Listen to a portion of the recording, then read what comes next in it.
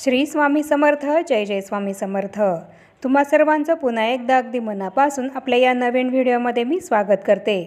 उद्या आहे गुरुवार आणि उद्या आलेला आहे 2024 या वर्षातला शेवटचा गुरुपुष्यामृत योग. पुष्य नक्षत्र हे गुरुवारी आल्यास त्या योगास गुरुपुष्यामृत योग असं म्हटलं जातं. गुरुपुष्यामृत योग हा अगदी क्वचितच आणि दुर्मिळ असा बनत असतो.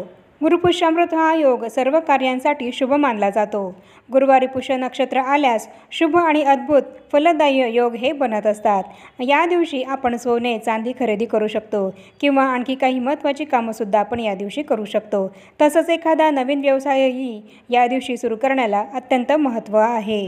पुष्य नक्षत्राला सर्व नक्षत्रांचा राजा म्हटलं जातं आणि असं हे पुष्य नक्षत्र जेव्हा गुरुवारी येतं तर तेव्हा गुरुपुष्यामृत हा योग होतो आणि त्यामुळे या योगामध्ये केलेलं कुठलंही काम हे नेहमी शुभच मानलं जातं. गुरुपुष्यामृत योगावर आपण जर काही खास उपाय केले तर देवी लक्ष्मी मातेची कृपाही आपल्याला प्राप्त होते आणि आपल्या जीवनामध्ये सुखसमृद्धी निर्माण होते. ज्योतिषशास्त्रानुसार या योगामध्ये केलेले कोणतेही काम हे सफल होते आणि आपल्याला धनप्राप्ती होते. त्याचप्रमाणे या दिवशी आपण जर सोनं चांदी खरेदी केलं तर ते सुद्धा आपल्याला कधीही फोडण्याची वेळ आपल्यावर येत नाही. उलट त्या सोन्या चांदीमध्ये नेहमी वाढच होत राहते. त्यामुळे या दिवशी सोनं चांदी खरेदी करणं अत्यंत महत्त्वाचं मानलं जातं. तर अशा या गुरुपुष्यामृत योगावर जर आपण काही उपाय केले आणि काही सेवा जर केल्या तर आपल्या आयुष्यातल्या अडचणी या दूर होतात आणि त्याचं फळ हे आपल्याला अनंत पटीने मिळत असतं. आपल्या प्रत्येकाच्या आयुष्यामध्ये काही ना काही अडचणी संकट हे असतातच. घरामध्ये खूप आर्थिक चणचण हे जाणवते. आर्थिक समस्या या निर्माण झालेल्या असतात आणि कधीकधी खूप मेहनत घेऊनसुद्धा आपल्याला त्या मेहनतीचं योग्य फळ हे मिळत नाही. आपल्या मनासारख्या काही गोष्टी या घडत नाही. आपल्या इच्छा मनोकामना या पूर्ण होत नाही. मग आपल्या कष्टाला मेहनतीला योग्य फळ मिळण्यासाठी तसंच आपल्या कष्टाला नशिबाची भाग्याची साथ मिळण्यासाठी आपल्या घरात माता लक्ष्मी ही अखंड नांदावी यासाठी आपल्या घरामध्ये सुख शांती समृद्धी नांदावी यासाठीच उद्या या वर्षातल्या शेवटच्या गुरुपुष्यामृत योगावर आपल्याला काही सेवा करायच्या आहेत. काही महत्त्वाचे उपाय करायचे आहेत.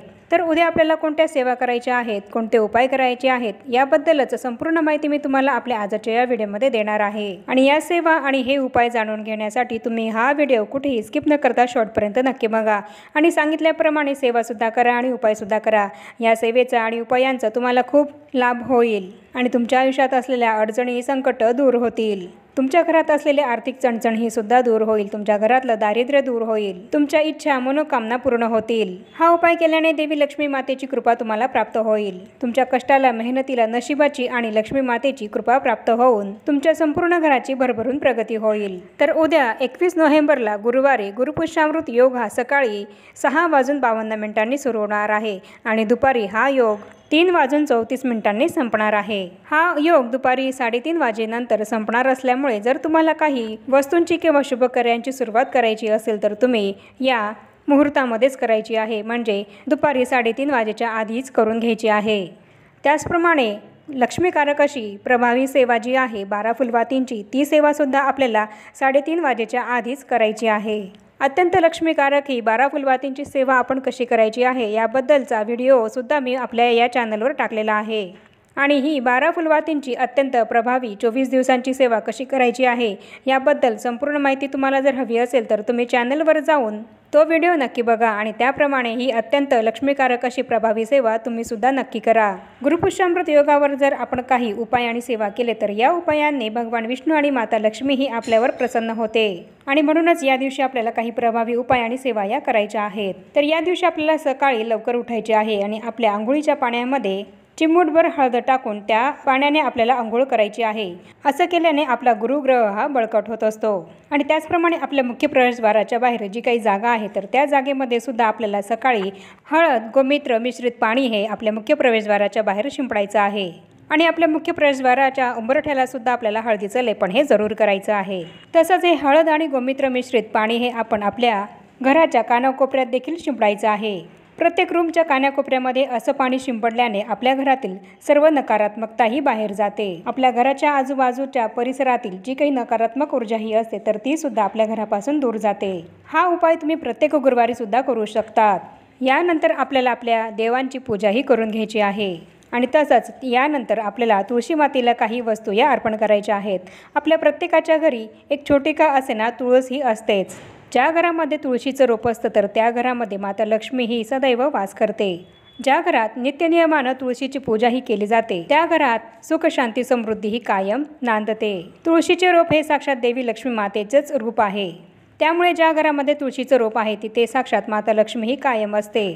आपल्या घरामध्ये असलेली तुळस ही आपल्या घरातली सुख समृद्धी ही दर्शवत असते आणि तसंच आपल्या घरामध्ये तुळशीच्या रोपामुळे सकारात्मक ऊर्जा ही कायम खेळती राहते आणि नकारात्मक ऊर्जा ही आपल्या घरापासून दूर जाते। तसंच तुळस ही साक्षात श्रीहरी विष्णूंना अत्यंत प्रिय आहे आणि म्हणून विष्णूंच्या पूजेमध्ये तुळस ही अत्यंत महत्त्वाची मानली जाते। तुळशीपत्र अर्पण केल्याशिवाय श्रीहरी विष्णूंची कुठलीच पूजा ही पूर्ण होत नसते। तर मग आता उद्या आपल्याला आपली देवपूजा झाल्यानंतर तुळशी मातेची सुद्धा पूजा करायची आहे। तुळशीच्या आजूबाजूचा परिसर हा स्वच्छ करायचा आहे आणि त्याचप्रमाणे तुळशीजवळ आपल्याला छान सुंदर रांगोळी सुद्धा काढायची आहे आणि तसंच लक्ष्मीची पावलं सुद्धा आपल्याला जरूर तुळशीजवळ काढायची आहेत आणि रांगोळीने ही तुळशीची पावलं काढल्यानंतर त्यामध्ये आपल्याला हळद कुंकू हे जरूर अर्पण करायचं आहे आणि तसंच त्या पावलांवर आपल्याला एक फूलसुद्धा अर्पण करायचं आहे आणि आपल्या घरातली गरिबी दूर करण्यासाठी आर्थिक चणचण ही दूर होण्यासाठी आपल्याला तुळशी मातेला या वस्तू ज्या आहेत तर त्या उद्या अर्पण करायच्या आहेत।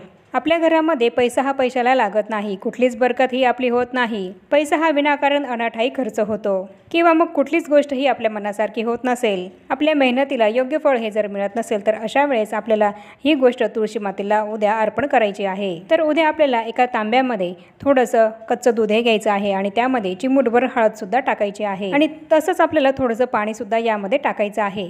इथे जर तुम्हाला गाईचं दूध हे मिळालं तर अतिशय उत्तम आणि जर गाईचं दूध तुम्हाला नाही मिळालं तर तुम्ही म्हशीचं दूध घेतलं तरी सुद्धा चालेल। एका तांब्यामध्ये आपल्याला थोडंसं कच्चं दूध, चिमूटभर हळद आणि थोडंसं शुद्ध पाणी हे टाकायचं आहे आणि ते घेऊन आपल्याला आपल्या घराच्या तुळशी मातेजवळ जायचं आहे आणि तुळशीजवळ गेल्यानंतर सर्वात आधी आपल्याला तुळशी मातेची हळद कुंकू अक्षदा अर्पण करून एक फूल अर्पण करून पूजा करून घ्यायची आहे।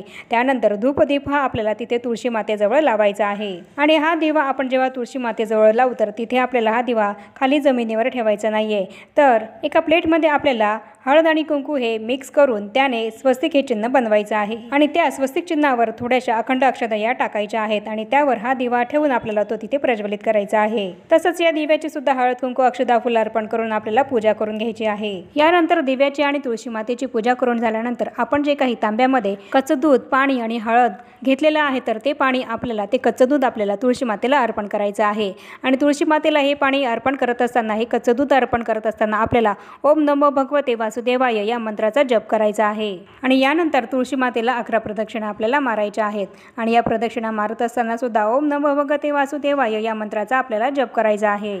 तुळशीभोवती प्रदक्षिणा तुम्हाला मारता येत नसतील तर तुम्ही त्या स्वतःभोवती मारल्या तरी सुद्धा चालेल।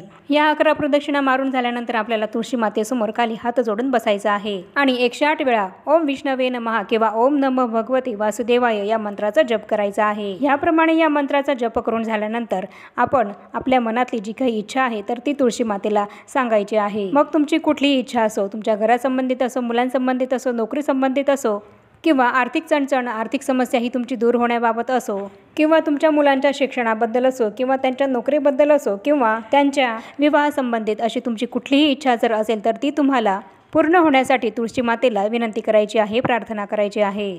अशी विनंती प्रार्थना तुम्ही तुळशी मातेला कराल तर तेव्हा तुळशी माता म्हणजेच साक्षात देवी लक्ष्मी माता ही तुमची इच्छा मनोकामना ही त्वरित पूर्ण करेल। तुळशीला या वस्तू गुरुपुष्यामृत योगावर अर्पण केल्याने विष्णू आणि लक्ष्मी या दोघांचाही आशीर्वाद आपल्याला प्राप्त होतो आणि त्यांच्या कृपाशीर्वादाने आपल्या सर्व मनोकामना या पूर्ण होत असतात आणि म्हणूनच हा अत्यंत प्रभावी उपाय आपल्याला सर्वांना गुरुपुष्यामृत योगावर जरूर करायच्या आहेत। या ज्या वस्तू मी तुम्हाला तुळशी मातेला उद्या अर्पण करायला सांगितल्या आहेत तर त्या तुम्ही सर्वांनी जरूर अर्पण करा। आता तुळशी मातेसमोर आपण हा जो काही दिवा लावलेला आहे तर गुरुपुष्यामृत योग हा दुपारी 3:30 वाजेपर्यंत असणार आहे, त्यामुळे हा दिवा सकाळी लावून तो निदान 3:30 वाजेपर्यंत प्रज्वलित राहील याची आपल्याला काळजी घ्यायची आहे किंवा मग हा दिवा तुम्ही सकाळी लावून तो संध्याकाळपर्यंत सुद्धा किंवा रात्रीपर्यंत सुद्धा तेवट ठेवला तरी सुद्धा चालेल। आपली सर्व इच्छा मनोकामना पूर्ती करणारा आणि आपली आर्थिक अडचण, दारिद्र्य दूर करणारा आणि आपल्या संपूर्ण कुटुंबाची प्रगती करणारा असा हा अत्यंत प्रभावी उपाय आहे जो आपल्याला उद्या सर्वांना करायचा आहे। तर याप्रमाणे आजच्या व्हिडिओमध्ये मी तुम्हाला संपूर्ण माहिती दिलेली आहे की उद्या सकाळी तुळशी मातेला कोणत्या महत्त्वाच्या वस्तू या आपल्याला अर्पण करायच्या आहेत की ज्या अर्पण केल्याने आपल्या घरातलं दारिद्र्य हे दूर होणार आहे आणि आपल्या संपूर्ण कुटुंबाची प्रगती होणार आहे। असा हा उपाय मी तुम्हाला या व्हिडिओमध्ये सांगितला आहे। आणि आता या छोट्याशा माहितीसह आपण आपला आजचा हा व्हिडिओ इथेच थांबवूया। चॅनलवर पहिल्यांदाच आला असाल तर चॅनलला जरूर सबस्क्राईब करा आणि या व्हिडिओला जास्तीत जास्त लाईक आणि शेअरसुद्धा जरूर करा, म्हणजेच या उपायाचा या सेवेचा उपयोग इतरांना सुद्धा होईल आणि त्यांच्यासुद्धा सर्व मनोकामना या पूर्ण होतील, त्यांचीसुद्धा भरभरून प्रगती होईल। आणि आजचा हा व्हिडिओ इथेच थांबवून आपण भेटूया पुन्हा अशा नवीन एका माहितीपूर्ण आणि महत्त्वपूर्ण व्हिडिओसोबत। तोपर्यंत सर्वांना श्री स्वामी समर्थ।